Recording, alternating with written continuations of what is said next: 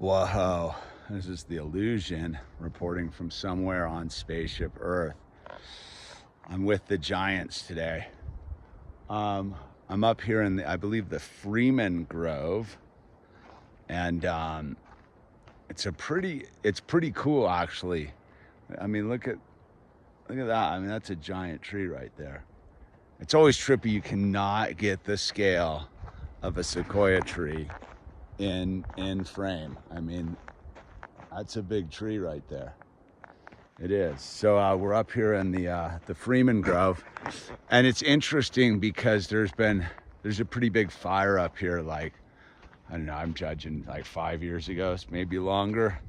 And you know, the sequoias are in here thriving. You know, there's a certain aspect. It looks a little rough, but then you realize that it was probably the best thing that could have ever happened to this grove was to get some fire in here and burn up all this junk, because you know what threatens these trees is the crown fires of this lower stuff reaching up into the boughs of the sequoia trees.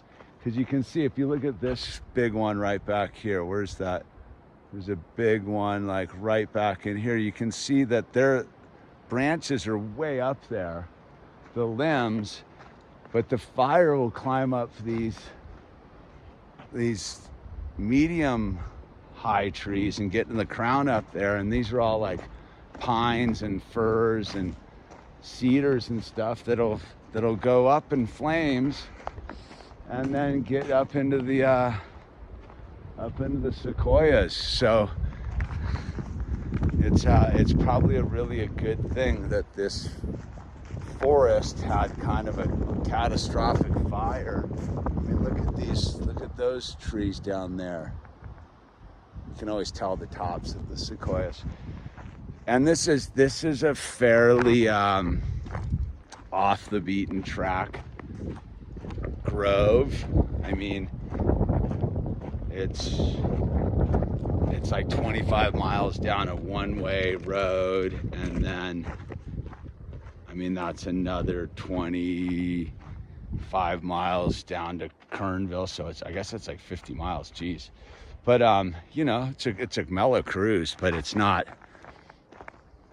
a place where you're gonna run into a bunch of people seeking out the grove. And why is that? Is because it's sort of a not an all-star sequoia grove. It has some big ones. The George Bush tree is down here, and you know, it's got some big trees. I mean, these are big trees, but they're not massive. And I think that's sort of what I do appreciate about these secondary sequoia groves, is they're just not overrun with people. They're mellow. It's super mellow, and you get to really kind of be in the forest. And this is a fairly large grove. I mean, there's a big one right back in there. It's a fairly large grove. And you know, if you want, you can just go meandering off and explore around. And I find that it's an exhilarating vibe because there's nobody out here. I mean, it's a Thursday in July, and it's just me and the family exploring this forest. And yeah, I mean, you look up on that ridge line up there. I mean, it got cooked. Like, and I think that's the thing where, you know, we're at this interesting place in forest ecology where there's a lot of like fires, and the forest has really been neglected in the sense of all the fires being put out for 100 years, which has allowed the understory to get way too dense and overgrow. I mean, look at how dense all of this understory was. So when it finally burned, it was pretty hot in here. And you can imagine it must have been a whole different experience in here if all these trees were green and dense. I mean, could you have really gotten the scale and the scope of this grove? Yeah, you know, there's some charred sequoias in here, some big ones, but in the long-term reality, it was probably a good thing that there was this catastrophic fire finally. I mean, kind of where we live, it's like a lot of like fires over the last decade, which have been somewhat catastrophic. But it's interesting because you have these islands of trees that survive in these big fires, and those are sort of, you know, the anchors to the new forest, which means that they actually are going to keep thriving because now they're not in danger of a future catastrophic fire if we keep working on our fire ecology.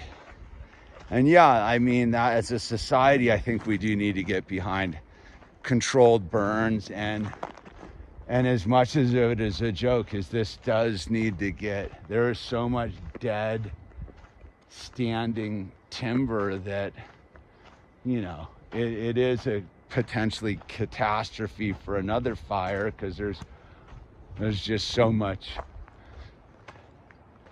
dry timber around here. So it's a weird thing where, again, if I were running the show, I would definitely be encouraging the public to volunteer and come out here and get this managed, and invest the public into managing their own public lands. I mean, and I think that's where one of the disconnects of our country is how much public land is, and the fact that we are, because it's public lands, we are the stewards of that public land. If you want to rely on federal agencies and have them be open to the, again, most of the issues with public lands is lack of participation, right?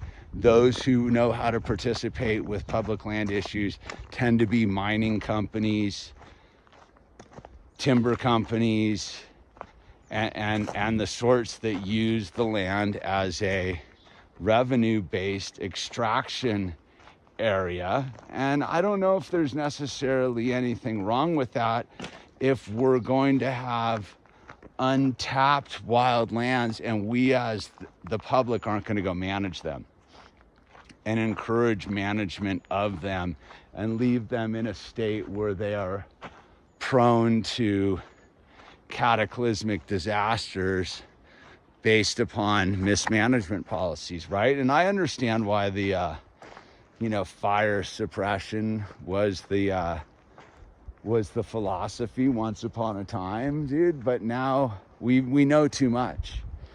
But I think we sit as a society and a people disconnected from our public lands, and we're relying too much on other people to manage our public lands. And I think if we all invested in that with our time and our effort, we could definitely safeguard our public lands and utilize them as resource-based extraction areas too, dude. I don't like, look at this ponderosa pine right there. It's a beauty. And then there's its brother or sister is right there, and look, this is all rather nice in here. But again, as I think that where all of these extraction-based realities run afoul is short-term profit for without long-term investment. And I think that that's been the problem with the usage of like land is once you factor in keeping the watersheds clean and replanting and managing them, then it's probably not so cost effective to go and do a lot of the activities we do on public lands. Like, look, if you want to go mine something and you're not responsible for what you do with your tailings or the watersheds, yeah, sure, it seems like an cost-effective thing to do if you don't have to deal with the cleanup or the restoration, and the taxpayer has to deal with that. I think that would set a different market value on the thing, because as a person who was a zero extraction point of view once upon a time to a let's figure out how to do it in a sustainable, functioning, appropriate way in harmony with our land, I think we're really, as a society, just completely missing an opportunity as human beings to be in a symbiotic, harmonious relationship with our wild lands and our lands in general. I think this idea of land destruction for short-term economic gain is I mean, it's, ultimately it's driven by fiat currencies. So as I told my friend who is a big environmentalist once, I go, you can do all the land saving you want, but until you get the most dangerous thing for land preservation and ecosystem preservation is fiat currency.